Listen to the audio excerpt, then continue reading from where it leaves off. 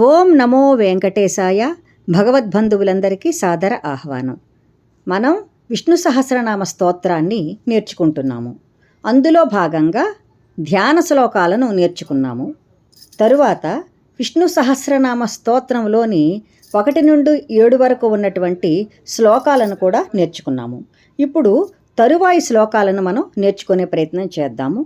అందులో భాగంగా మొట్టమొదట పదాలను విభజించుకొని నేర్చుకుని తరువాత శ్లోక రూపంలో నేర్చుకుందాం. మొట్టమొదట ఈశానః ప్రాణదః ప్రాణో జ్యేష్ఠః శ్రేష్ఠః ప్రజాపతిః హిరణ్యగర్భో భూగర్భో మాధవో మధుసూదనః ఈశ్వరో విక్రమీ ధన్వీ మేధావి విక్రమః క్రమః అనుత్తమో దురాధర్షః కృతజ్ఞః కృతిరాత్మవాన్ సురేశః శరణం శర్మ విశ్వరేతాః ప్రజాభవః అహస్సంవత్సరో వ్యాళః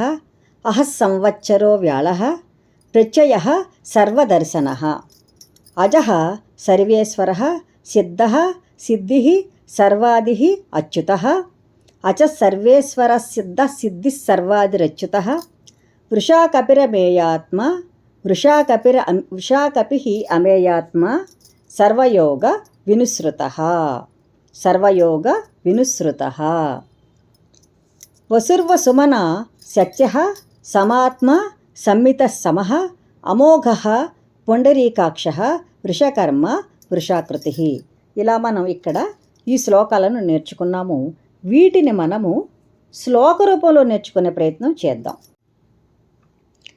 ఈశానః ప్రాణదః ప్రాణో జ్యేష్ఠః శ్రేష్ఠ ప్రజాపతిః హిరణ్యగర్భో భూగర్భో మాధవో మధుసూదనః ఈశ్వరో విక్రమీ ధన్వీ మేధావి విక్రమః క్రమః అనుత్తమో దురాధర్షః కృతజ్ఞః కృతిరాత్మవాన్ సురేశః శరణం శర్మ విశ్వరేతః ప్రజాభవః అహస్సంవత్సరో వ్యాళః ప్రత్యయః సర్వదర్శనః అజః సర్వేశ్వరః సిద్ధః సిద్ధిః సర్వాదిరచ్యుతః వృషాకపిరమేయాత్మ సర్వయోగ వినుసృతః వసుర్వసుమనా సత్యః సమాత్మ సంమితః సమః అమోఘః పుండరీకాక్షో వృషకర్మ వృషాకృతిః.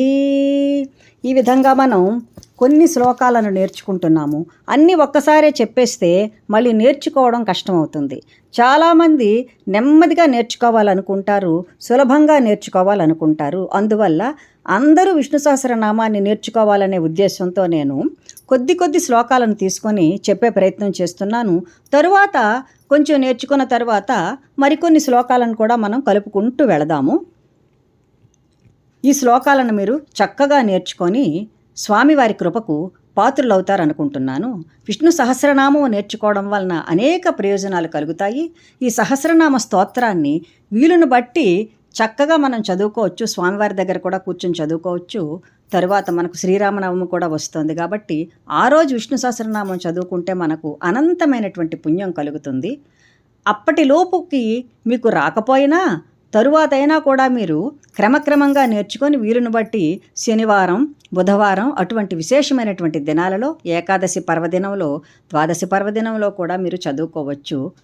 ఆ ప్రయత్నం మీరు చేస్తారనుకుంటున్నాను. సర్వము శ్రీ వెంకటేశ్వర చరణార్పణమస్తు. స్వస్తి.